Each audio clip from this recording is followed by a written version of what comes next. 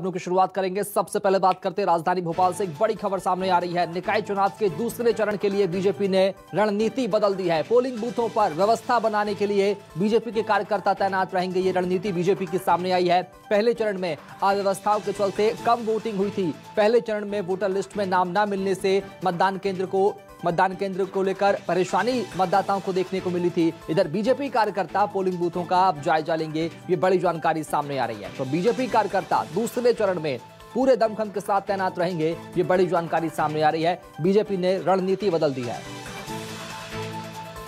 और इस वक्त न्यूज़ 24 मध्य प्रदेश छत्तीसगढ़ के रीजनल एडिटर संदीप भमरकर मेरे साथ जुड़ चुका है। संदीप, कैसे समझे बीजेपी की इस नई रणनीति को जो कि दूसरे राउंड में बीजेपी लागू करेगी?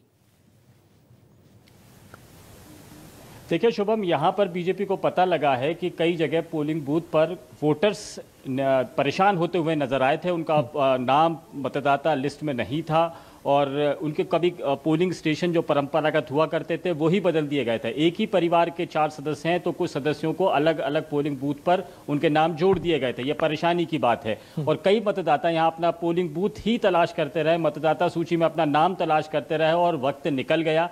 और बीजेपी को जब ये पता लगा कि ऐसा वोटर जो बीजेपी को मत दे सकता है और वो किन्हीं इन परेशानियों की वजह से मत नहीं दे पाया है, तो ये बीजेपी के लिए परेशानी की बात हो सकती है।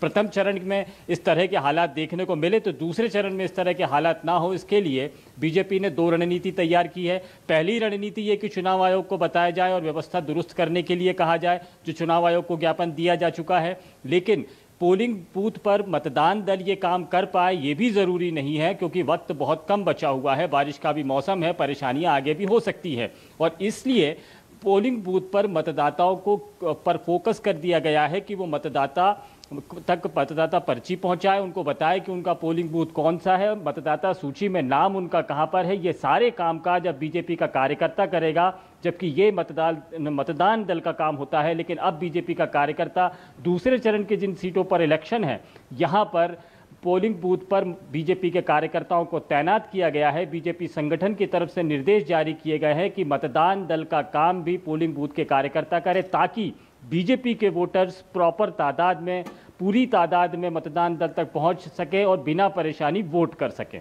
संदीप, मतदाता किसी दल का नहीं होता, लेकिन जब बीजेपी ने तैयारी पूरी कर ली है तो क्या कांग्रेस को भी पहले राउंड में जो मतदान हुए, कुछ अव्यवस्थाएं हुई, क्या उसमें आपत्ति है कांग्रेस को? देखिए, कांग्रेस ने फर्जी वोट डालने के आरोप लगाए हैं। कांग्रेस ने अपने आरोप लगाए हैं, वो भी अपनी तरफ से मुस्तैद है। लेकिन जहां तक आपने पोलिंग बूथ पर बात की, तो आजकल चुनावी रणनीति में हर दल इस बात को लेकर तैयार रहता है कि कौन सा मतदाता उनके पक्ष में आ सकता है और कौन सा मतदाता उनका विरोधी हो सकता है। और बीजेपी को अगर जरा सा भी ये पता लगता है कि उनका मतदाता परेशान हो रहा है तो रिझाने की कोशिश तो सभी को की जाती है, लेकिन उनका परंपरागत वोट कहीं छिटक न जाए, कहीं परेशान ना हो जाए, परेशानी के आलम में वो मत देने से वंचित ना रह जाए, इसीलिए इस तरह की हिदायत दी जा रही है, इस तरह की एहतियात बरती जा रही है। कांग्रेस की तरफ से तैयारी ये है कि फर्जी वोटिंग ना हो सके, बोगस वोटिंग ना हो सके, और इसमें जो बीजेपी के लोग इन्वॉल्व हैं वो गड़बड़ी कर सकते हैं, उन पर निगरानी कर सके और उनकी सूचना चुनाव आयोग को दे, इस तरह की कोशिश की जा रही है। और इसमें पीसीसी चीफ कमलनाथ ने भी निर्देश जारी किया, एक व्हाट्सएप नंबर जारी किया है कि ऐसी कोई सूचना मिलती है तो सूचना तुरंत कमलनाथ तक पहुंचाई जाए, ताकि वो इस बात की शिकायत चुनाव आयोग को कर सके।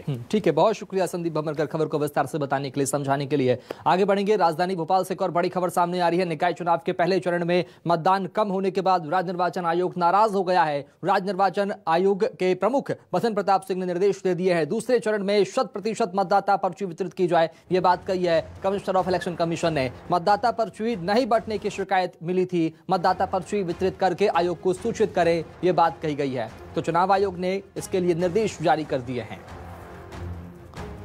तो दूसरे चरण में 100% मतदाता पर्ची वितरित की जाए, यह बात कही है निर्वाचन आयुक्त ने।